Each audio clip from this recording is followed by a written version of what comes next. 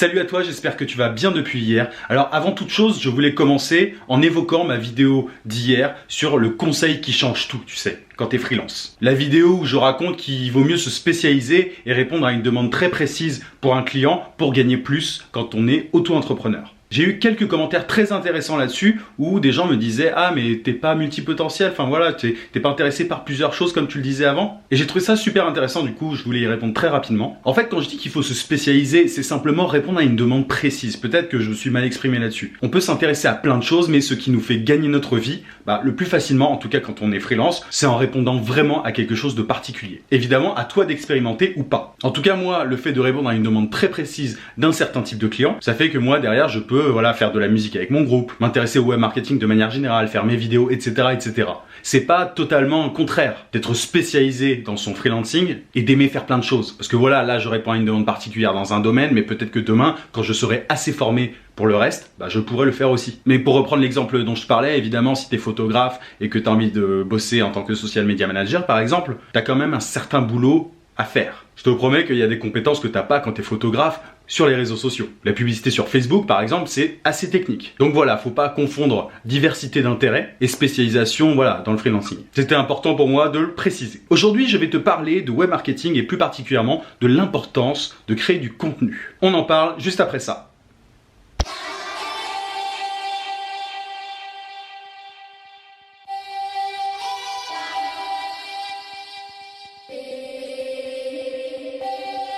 Alors, pour préciser, cette idée de vidéo m'est venue quand quelqu'un m'a demandé comment est-ce que je fais pour faire la promotion de mon livre. J'ai écrit un livre, je l'ai posté sur Amazon, je sais plus quelle plateforme exactement. Comment est-ce que je fais pour le vendre ? Comment j'en fais la promotion? Alors cet abonné, il savait pertinemment que son livre n'allait pas se vendre tout seul. Mais j'aurais aimé l'aider à revenir un petit peu en arrière avant même la création de son bouquin, ou en tout cas pendant qu'il était encore en train de l'écrire. Dans tous les projets, qu'ils soient créatifs, des projets de start-up, de business, peu importe, je pense que la création de contenu est quasiment vitale. Aujourd'hui, tu peux pas sortir de nulle part et proposer un livre ou je ne sais quoi. Enfin, tu peux, mais tu as moins de chances que ça marche. Si tu viens de créer un livre numérique, là en l'occurrence c'était du numérique, et que personne n'a jamais entendu ton nom auparavant, ça va être compliqué. Il va falloir que tu payes de la publicité Facebook par exemple. Du coup, pour moi, la solution, quand tu es artiste, créatif, peu importe, c'est de publier régulièrement sur les réseaux sociaux autour de ton contenu ou alors de toi-même. Il y a un vrai avantage à faire ça, à te créer une audience, c'est que derrière, cette audience, si elle t'aime bien ou si elle aime ton projet, elle peut potentiellement te suivre, elle peut acheter ton livre ou toute autre création. Elle peut télécharger la version bêta de ta startup,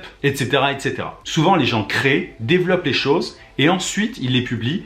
Et ils se disent, comment est-ce que je vais faire de la pub, comment je vais le faire marcher ce truc-là? Comment est-ce que je fais pour avoir des clients, des utilisateurs ou un public? Il faut prendre les choses plutôt à l'envers. Je te l'ai peut-être déjà dit, mais avec mon groupe, par exemple, on pense seulement maintenant au fait de vendre des choses. On a créé du contenu pendant 1 an et on voit aujourd'hui qu'il y a un certain type de demande. Et on peut donc vendre des choses, du merchandising, etc. Mais tout est parti de la création de contenu. On n'a pas posté de musique sur Internet en se demandant ensuite comment est-ce qu'on fait pour avoir un public. On a quasiment créé du contenu avant même d'avoir publié une seule chanson. Et pour les startups en création, c'est une super stratégie à avoir. Le contenu, c'est vraiment ce qui te permet d'attirer des gens. Il peut être utile ton contenu, il peut apprendre des choses aux gens, il peut être divertissant, il peut les émouvoir, etc., etc. Mais c'est avec ce contenu que tu attires et ensuite, une fois que tu as attiré l'attention, une fois que tu as les yeux des gens braqués sur toi ou sur ton travail, là, tu peux les rediriger vers ton objectif. Ton lien, Internet par exemple, ta création, ton application, etc.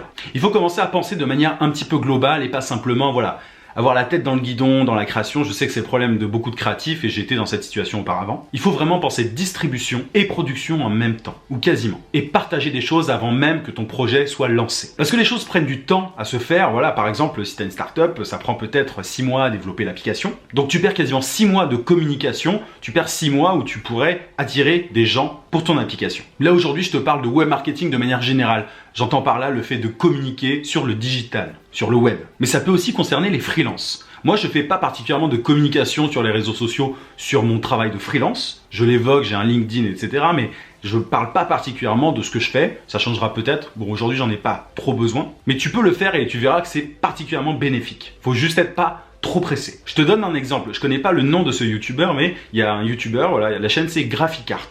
Il apprend aux gens à développer, à coder. Aujourd'hui, il a plein d'abonnés et je suis persuadé que voilà, sa chaîne lui rapporte des clients. Parce qu'il a un contenu où il démontre son expertise en apprenant des choses aux gens. Donc il a créé du contenu, peut-être simplement en essayant d'apprendre des choses aux gens, et aujourd'hui ça doit lui rapporter pas mal de clients, parce qu'il a une grande visibilité. Moi j'ai pas créé cette chaîne pour attirer des clients, c'est pas du tout le but, parce que voilà, t'es particulièrement intéressé par le freelancing, c'est pas toi qui va m'embaucher pour un contrat en freelance. Tu vois que la cible n'est pas la même. Par contre, la personne qui a la chaîne Graphic Art, elle apprend aux autres à développer, à coder, et dans ce lot, il y a peut-être des entrepreneurs qui ont envie d'améliorer leur site, par exemple. Ils peuvent se dire donc, ah, cette personne est bien calée, je vais l'embaucher. Donc il y a une adéquation entre le public de cette chaîne et les recruteurs potentiels. Quand je dis recruteurs, c'est pour des missions en freelance, parce que cette personne est freelance. Donc il y a tout intérêt pour toute personne qui crée des choses, qui fait des choses, de créer du contenu. Alors évidemment, c'est beaucoup de travail, hein. Pour mon groupe de musique, je te l'ai déjà dit, on produit énormément de choses, des vidéos, des photos, etc. Mais en fonction de la passion que tu as pour ton projet, tu peux éventuellement te mettre à fond là-dedans, dans la création de contenu. Si t'es pas pressé, évidemment, parce qu'il n'y a pas de méthode miracle. Quand t'es pressé, t'es obligé de payer de la publicité. Parce que si tu veux des résultats tout de suite, c'est le seul moyen. Alors, soit t'as de l'argent, soit t'as du temps et t'es bosseur. Et dans ce second cas, je te conseille de publier des choses sur les réseaux sociaux. Ou d'avoir un blog ou une chaîne YouTube, enfin, peu importe la forme que ça prend. Après, ça dépend évidemment du type de cible que t'as. Il faut que tu sois présent, que tu aies de la visibilité. Avec mon groupe, on est sur Snapchat, Instagram, YouTube, Facebook, Twitter.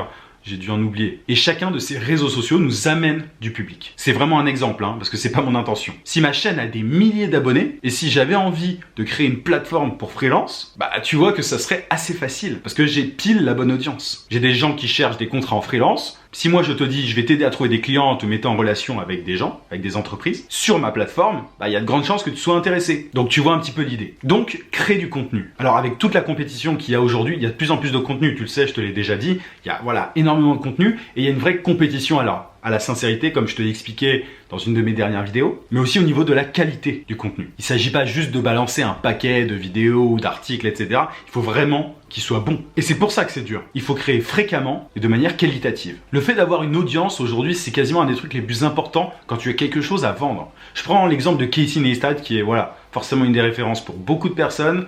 Peut-être pour toi aussi. En tout cas, moi c'est le cas. Donc Casey Neistat, il avait des millions de personnes qui suivaient sa chaîne, qui étaient abonnées. Tu vois que derrière, il a revendu son application à CNN, je crois, je sais plus exactement, au groupe CNN, bref. Il a revendu son application alors qu'elle marchait pas forcément très bien. Mais voilà, son audience, en tout cas, lui a donné une réelle force qu'il n'aurait pas tout seul. Donc tu deviens beaucoup plus attirant aux yeux des autres en ayant une audience, en aidant les gens, en les divertissant, etc. Quand tu as les yeux qui sont braqués sur toi. Bref. Mais ça m'est arrivé un peu trop de fois, que quelqu'un vienne me dire, ah bon, j'ai fait ça, maintenant comment est-ce que je fais? Il y a un moment, c'est un petit peu trop tard. Si tu fais ça, tu perds énormément de temps. Dans le milieu des startups, t'as pas mal de références à ce niveau-là, au niveau du contenu. Dans le digital, par exemple, t'as Buffer qui crée du contenu, des articles de blog super intéressants sur les réseaux sociaux. Autre exemple, et celui-là, il est vraiment top, c'est Adespresso. C'est un site qui propose une solution pour les Facebook Ads, pour la publicité sur Facebook. Ils font énormément de tests et ils apprennent aux gens à se servir de la publicité sur Facebook. Donc ils attirent l'attention de leurs clients potentiels. C'est de l'inbound marketing. L'inbound marketing, c'est le fait d'attirer les gens à soi, non pas d'aller vers eux. Et le marketing de contenu fait partie de l'inbound marketing. D'ailleurs, tu as de plus en plus de marques qui se mettent à créer du contenu un petit peu utile, justement pour attirer l'attention des gens. Tu peux voir aussi l'importance de la création de contenu à travers les personnes que tu suis peut-être. Tous ceux qui vendent des formations, Olivier Roland, Jean Rivière et j'en passe. Ces gens-là, ils créent énormément de contenu pour apprendre des choses aux gens. Et tu vois, l'exemple de Olivier Roland est particulièrement pertinent parce qu'il a justement sorti un livre il y a très peu de temps. Évidemment, il vivait sa vie différemment en vendant des formations, etc. Mais là, il faisait de la publicité pour son livre alors qu'il n'était pas encore sorti. Donc forcément, il avait son audience, il l'a redirigé directement vers son livre. Comme ça, dès la sortie, il savait qu'il allait avoir des acheteurs. Donc tu vois que c'est vraiment tout l'inverse de celui qui crée un livre et se demande ensuite comment est-ce qu'il fait. Je pense qu'aujourd'hui, tu peux quasiment plus te passer d'une stratégie de contenu. L'idée, c'est toujours de savoir à qui tu parles. Qui est-ce que tu cherches à attirer? Ensuite, en fonction de ça, tu adaptes ton contenu. Ensuite, l'idée, c'est simplement de créer ce contenu et de le diffuser aux bons endroits, de manière fréquente et qualitative. Ensuite, tu pourras enfin rediriger les gens vers ce que tu as à vendre, par exemple, ou ce que tu veux leur faire découvrir.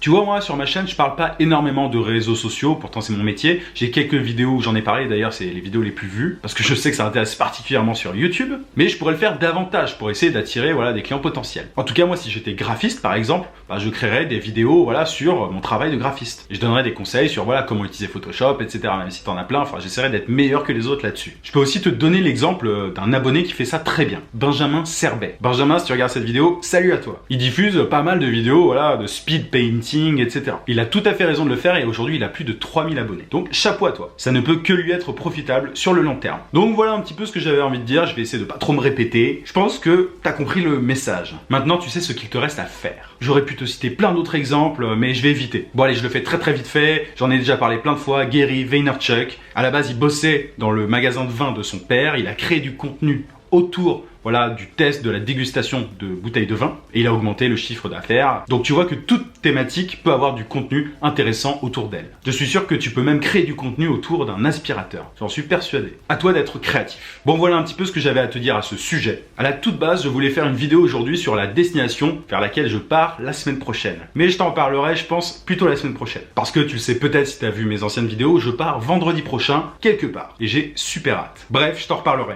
N'oublie pas de mettre un gros pouce bleu à cette vidéo si elle t'a aidé et à t'abonner si c'est pas déjà fait. N'hésite pas aussi à la partager, je dirais pas non. Porte-toi bien et puis à mardi prochain.